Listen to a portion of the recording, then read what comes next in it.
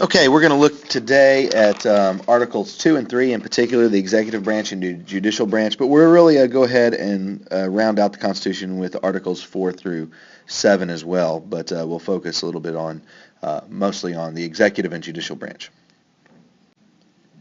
So Article 2 is about the executive branch, that the president, he's the head of the executive branch, directs all executive departments, like the Department of Defense. We used to call it the War Department, the State Department, the Department of Justice, Department of Education, Homeland Security, Treasury, and many, many other executive departments. The executive branch is the largest branch of the three branches of government because of so many people that work for the different enforcement agencies, part of what includes the United States military. So all the military men and women are under what is considered the executive branch. So it's a huge branch with lots and lots of responsibilities to ensure that all laws passed by Congress are enforced, and that's their main job. That's the chief job, the purpose of the executive branch.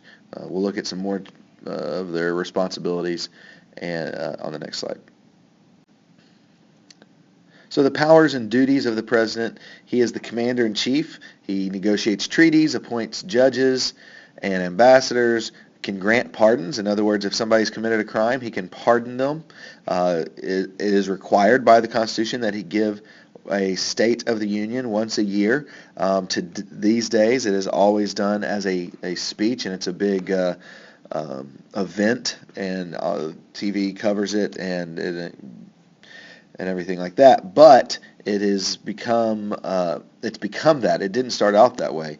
Originally, they usually just sent a letter, basically stating the condition of the United States, and that's what it means, a State of the Union. You're to give an account for what is the condition of the Union, and you can also, at that time, one of the main things that they do is also give a kind of a laundry list of items that and agenda items for the coming year, things that they want to accomplish, laws they want passed, and changes that they want to make.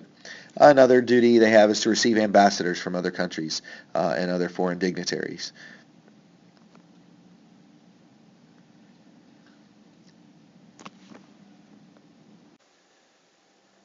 So the Article 3 is about the judicial branch, and it tells the power of the judicial branch, which is to interpret the law and administer justice.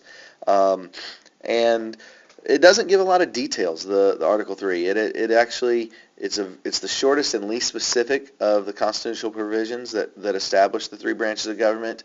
The framers of the Constitution spent less time talking about that, and it's not as clear as to all the entire role of the judicial branch, or at least it doesn't go into much detail as the others.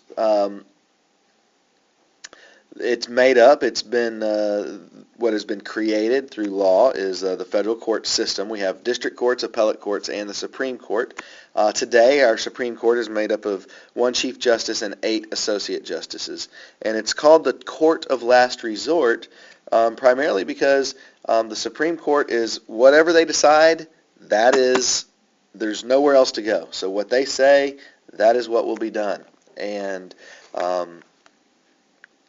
they don't even hear all the cases. Lots of cases that come to the Supreme Court, or that are appealed to the Supreme Court, they don't hear all of them. They pick and choose the ones that they want to hear, and so you may get, if you have a case that goes before the district court and then it's appealed and then it's appealed again, and where it's going to go to the Supreme Court, there's most likely they actually won't hear your case.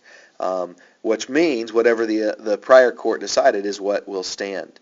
And many times they do that because, well, what they found is that the appellate court what they said is is also what the Supreme Court will say, and so there's no need to come to them as well.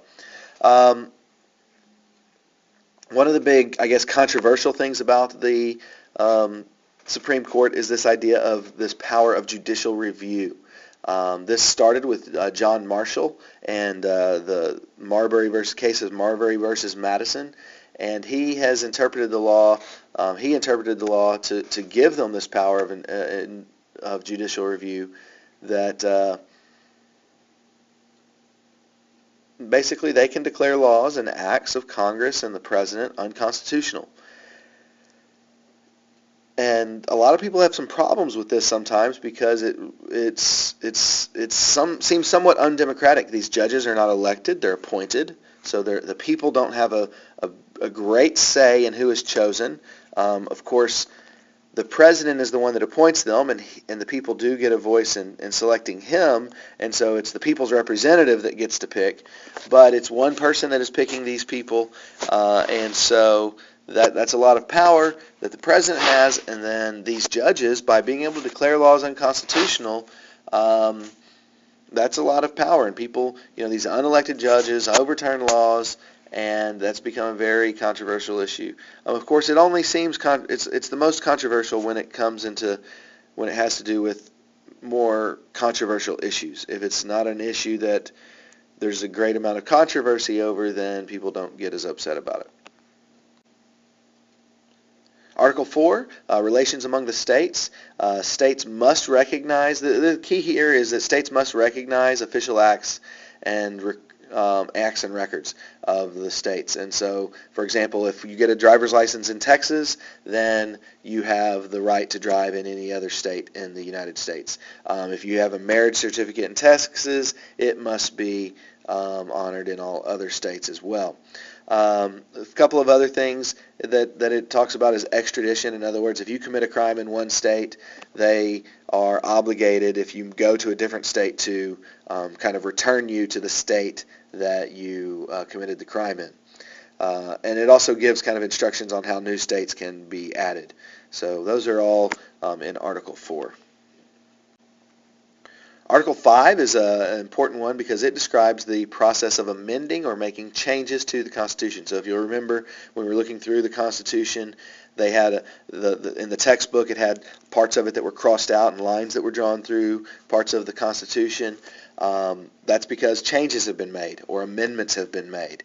And so there's two ways that can happen. One is by Congress proposing the amendments by 2/3 vote in each house.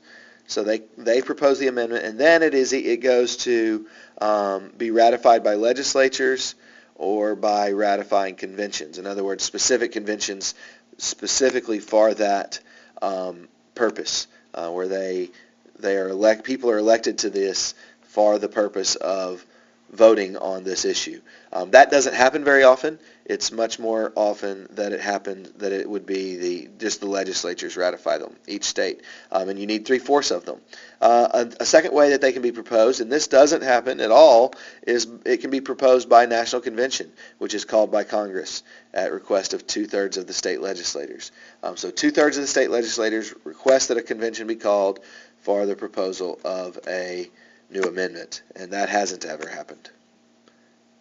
And then so the proposal process, there's two ways it can be proposed, and then there's two ways it can be ratified. The top two on this chart here, so Congress proposing it and state legislatures ratifying it, is the main way that it ever happens. Article 6, national supremacy. This says that the Constitution, the federal laws, and treaties that are ratified by the Senate are the supreme law of the land. They outweigh state laws, and so this is what must happen above all else. It's known as national supremacy, and it also in here just talks about the oath of office and that office holders must take an oath to pledging their support to the Constitution. And in this, it also says that there will never be a religious requirement. In other words, you don't have to take any kind of oath to declare allegiance to any particular religion or faith, and that would also then imply that whatever religion or faith you have does not make you ineligible for office holding for a particular office. Article 7 simply talks about ratification, and it says that it requires 9 of the 13 states to ratify the Constitution. So there were 13 states when the Constitution was being written and then created, and the ratification process, goes into effect, they say, basically once 9 of those 13 have ratified it.